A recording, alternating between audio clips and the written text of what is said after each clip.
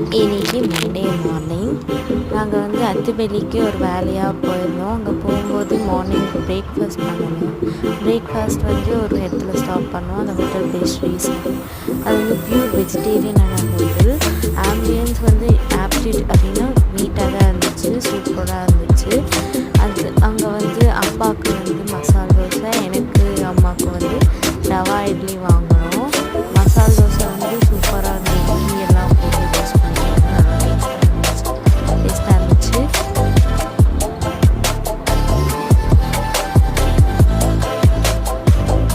அப்புறம் அம்மா வந்து ரவா இட்லி வாங்கினாங்க.